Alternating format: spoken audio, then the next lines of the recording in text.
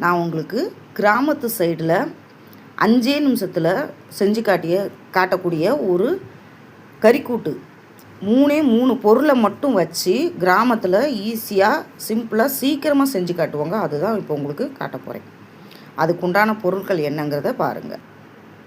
இப்போ பெருஞ்சீரகம் ஒரு 2 ஸ்பூன், உங்களுடைய கணக்குப்படி 2 ஸ்பூன், 200 சின்ன வெங்காயம், ஒரு 10 மிளகா வத்தல், கரெக்டாக 10 தான் எடுத்திருக்கேன். அந்த பெருஞ்சீரகத்தை நல்லா தண்ணி ஊற்றி ஊற வச்சுக்கோங்க.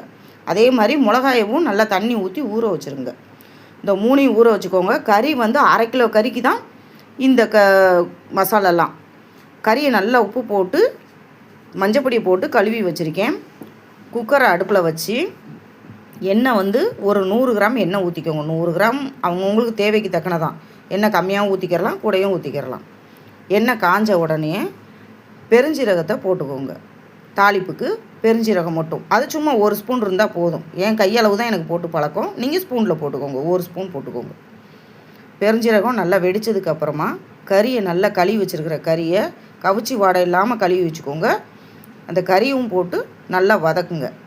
நல்லா சிம்பிளில் வச்சுக்கோங்க. சிம்பிளில் வச்சுக்கிட்டு நல்லா அந்த கறியை வதக்க ஒன்று போல் அந்த கறி அந்த இதாகிக்கிட்டே வரும். எண்ணெயில் வெந்துக்கிட்டே வரும். கறி ரொம்ப நேரம் வேகணும்னு அவசியமே கிடையாது. ஏன்னா இது சிக்கன் தான், அது சீக்கிரம் வெந்துடும்.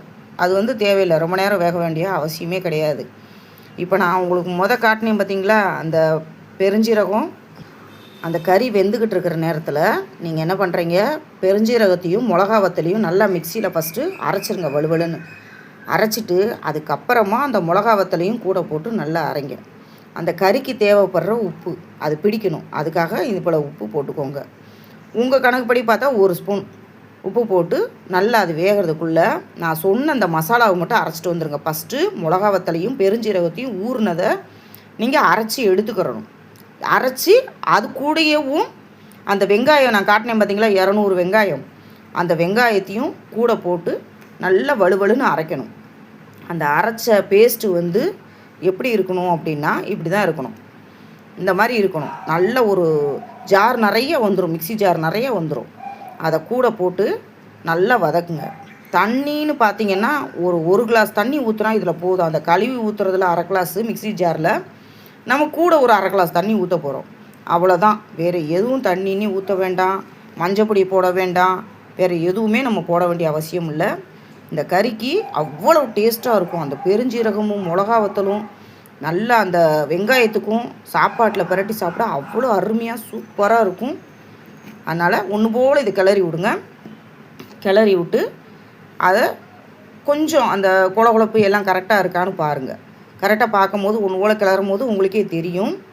அந்நேரத்தில் நீங்கள் என்ன செய்கிறீங்க, தண்ணி மட்டும் இன்னொரு 1/2 கிளாஸு ஊற்றிக்கோங்க.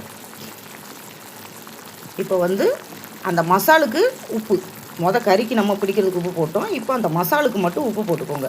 போட்டுட்டு இதை ஒரு கிளறி விட்டுருங்க. கிளறி விட்டு அதோடைய குழகுழப்பு அந்த கொதித்தன்மை எல்லாம் வரும்போதே வாசனை சும்மா கமகமன்னு மணக்கும். அந்நேரம் உங்களுக்கு அந்த குழகுழப்புக்கு தக்கன இன்னொரு 1/2 கிளாஸ் தண்ணி மட்டும் நீங்கள் ஊற்றிக்கோங்க. ஊற்றுனீங்கன்னா அந்த மசால் வாடை போகிறதுக்கு தான் அந்த 1/2 கிளாஸ் தண்ணியுமே.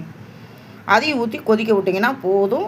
நல்லா பார்த்தா ஒரு 3 செகண்டு 4 செகண்டு கொதித்தாலே போதும். அந்த பச்சை வாடை போன உடனே நீங்கள் இறக்கிடலாம். அவ்வளோதான். சுட சுட சோறு ரசம் வச்சு இதை சாப்பாட்டில் பிரட்டி சாப்பிட்டுட்டு ஒரு உருண்டை ரசம் ஊற்றி சாப்பிட்டோம்னா அவ்வளோ டேஸ்ட்டாக இருக்கும். அது நல்லா கொதிக்கணும். பாருங்கள் எப்படி தரன்னு கொதிக்குதுங்கிற சவுண்டை மட்டும் நல்லா பார்த்துக்கோங்க. அதை மணக்கும். நம்ம அதை வைக்கும் போதே அந்த மசாலோடைய வாடை நமக்கு அவ்வளோ ஒரு மணமாக இருக்கும். பார்த்துக்கோங்க. இந்த அளவுக்கு அந்த தண்ணி வற்றி அந்த கறிக்கூட்டு இந்த அளவுக்கு வரணும். நம்ம ஊற்றின எண்ணெய் எனக்கு இந்த அளவுக்கு பிடிக்கும். அதனால் எண்ணெய் இவ்வளோ ஊற்றிருக்கேன் சாப்பாட்டில் பிரட்டி சாப்பிட்றதுக்காக. உங்களுக்கு எண்ணெய் கம்மியாக வேணும் அப்படின்னா போட்டுக்கோங்க, கம்மியாக ஊற்றிக்கோங்க. இப்போ இதில் கடைசியாக இறக்குறதுக்கு முன்னாடி 2 மல்லி இலை. வேறு இதில் எந்த மசால் பொடியும் கிடையாது, இஞ்சி பூண்டு பேஸ்ட்டு எதுவுமே கிடையாது.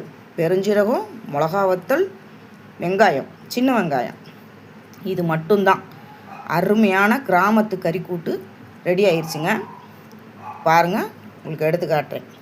இதுதான் அளவு, இவ்வளோ தான் இருக்கணும். அந்த தண்ணி வற்றி குழகுழப்பு இவ்வளோக்குள்ளே தான் இருக்கணும் கறி. உங்களுக்கு அதை சேவ் பண்ணி காட்டுறேன் பாருங்கள். எங்கள் வீட்டில் ஞாயிற்றுக்கிழமை இன்றைக்கி இந்த கறிக்கூட்டு, ரசம், சாதம். சாப்பாட்டுக்கு மட்டும்தான் சாப்பிடணுன்றது கிடையாது. நீங்கள் இட்லிக்கு, தோசைக்கு, சப்பாத்திக்கெலாம் அல்டிமேட்டாக இருக்கும். சூப்பராக இருக்கும். ட்ரை பண்ணி சாப்பிட்டு பாருங்கள். சப்ஸ்கிரைப் பண்ணுங்கள்.